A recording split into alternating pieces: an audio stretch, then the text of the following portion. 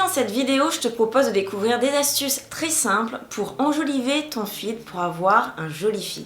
Salut, je m'appelle Jenny, bienvenue sur ma chaîne vidéo, je suis stratégiste digitale, je vous accompagne dans la création de contenu pour pouvoir mieux parler de votre business.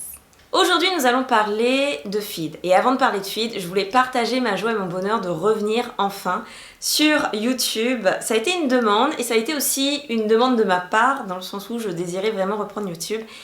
On va fermer la parenthèse, je suis heureuse. Si vous êtes nouveau ou nouvelle, abonnez-vous parce que de nouvelles vidéos vont sortir.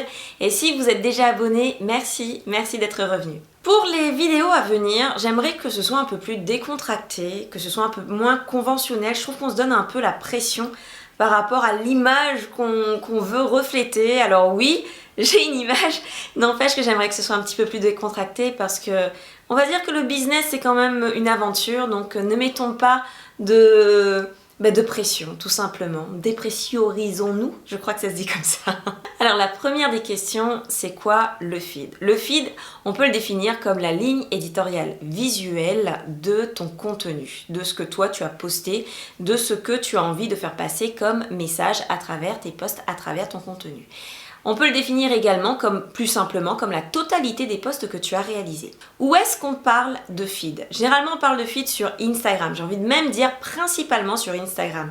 Sur Facebook, TikTok ou ailleurs, on n'a pas forcément de feed à respecter. Peut-être que certains oui, mais en tout cas, c'est moins frappant, moins, on va dire, imposant que sur Instagram. Est-ce qu'un feed est forcément nécessaire? Non, un joli feed n'est pas nécessaire. Oui, si tu veux quelque chose de beau, quelque chose qui attire l'œil, on le verra dans un instant.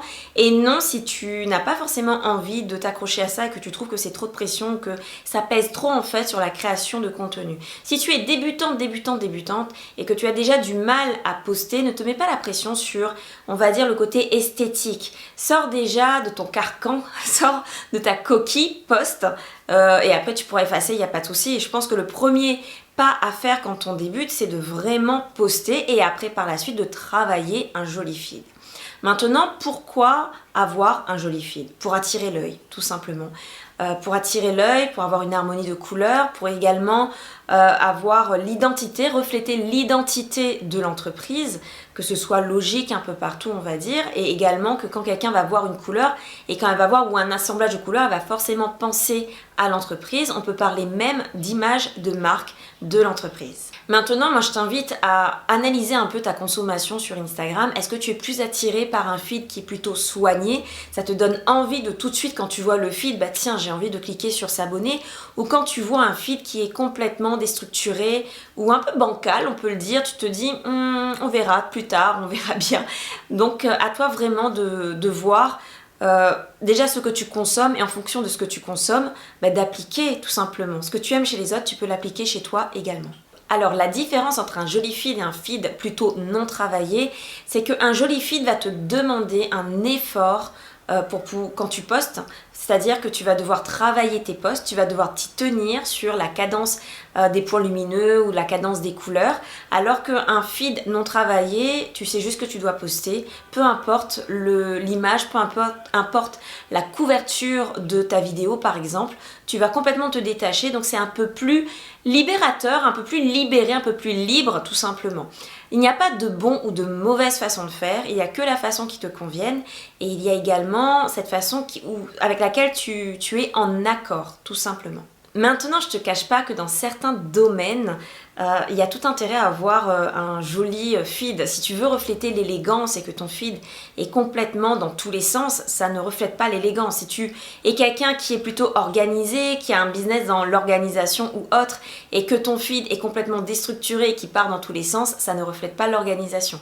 Donc il faut aussi être en accord avec ce que l'on propose. Avant d'attaquer ton feed, il te faut des outils. Donc quels sont les outils que tu peux utiliser pour préparer ton feed? C'est quoi préparer son feed? C'est tout simplement s'asseoir pendant 1 heure ou 2, prendre un outil et organiser les posts, donc construire sa ligne éditoriale visuelle pour savoir comment, ou plutôt qu'est-ce que tu vas poster et qu'est-ce que ça va donner si ça te plaît et comment changer les choses. Alors bien entendu, une fois que tu as pris ce temps pour définir ta ligne éditoriale visuelle, c'est-à-dire ton feed, tu as tout intérêt à t'y tenir. Je te propose principalement 3 outils qui sont gratuits, à savoir Preview, qui est devenu gratuit même pour Samsung ou sur ton ordinateur. Tu as également Planoly qui je trouve est quand même pas mal et en plus tu peux poster directement sur Instagram par la suite. Et enfin tu as Canva tout simplement, donc là ça te demande de le faire à la main, n'empêche que ça te donne quand même une certaine idée. Je ne sais pas si c'est plus facile ou pas, mais c'est juste que ça te permet d'avoir une idée en termes visuels, en termes de couleurs. Maintenant, comment tu peux construire un joli feed? Moi, le premier conseil que je te donne, c'est tout simplement de définir les couleurs que tu vas utiliser. Si tu ne sais pas que tu es quelqu'un qui est complètement à l'ouest en termes de couleurs ou que tu as une vague idée, moi je te propose deux outils, à savoir d'utiliser directement Canva en utilisant une couleur de base. Donc il faut déjà avoir au moins une idée de couleur, la choisir et voir ce que ça donne. Puis tu peux utiliser aussi directement ce qui est proposé en termes de contenu sur Canva et t'inspirer, te dire ça me plaît bien et je vais utiliser ces couleurs, les couleurs qui sont déjà proposées. Le deuxième outil, c'est Color Hunt. .co. Donc .co, c'est des palettes qui te sont données directement.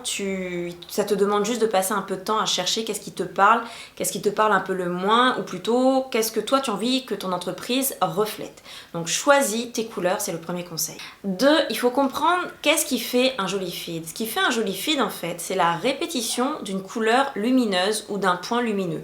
C'est quoi un peu point lumineux? C'est tout simplement cette apparition de post qui est blanc ou rose clair ou qui apporte de la lumière en fait à ton feed. Et c'est ça qui permet d'aérer ton feed et de lui apporter un peu plus d'élégance.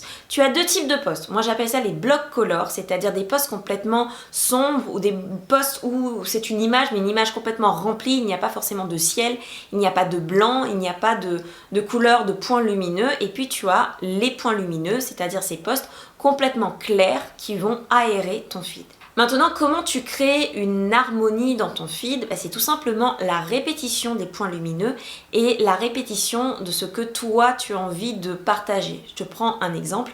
Si tu as décidé que tous les premiers de chaque mois, tu as envie de partager tes objectifs du mois ou les 3 top ventes ou les 3 top conseils du mois, ça va être un type de feed que tu vas répéter tous les mois. Alors, en 30 posts ou en moins de 30 posts, on va dire, on va moins le voir. Il n'empêche qu'en le répétant, ce sera plus facile de le trouver et ça permet d'avoir une certaine cohérence également dans son feed. Maintenant, la base de l'harmonie, c'est la répétition de ces points lumineux qui peuvent se faire soit une fois sur deux ou soit tu as 3 posts et un point lumineux, 3 posts et un point lumineux.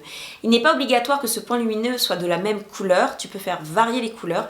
Le principal, c'est de vraiment comprendre que sa répétition t'apportera un feed plus harmonieux. Maintenant, je vais te montrer un exemple directement sur mon ordinateur, un exemple que j'ai réalisé pour une cliente.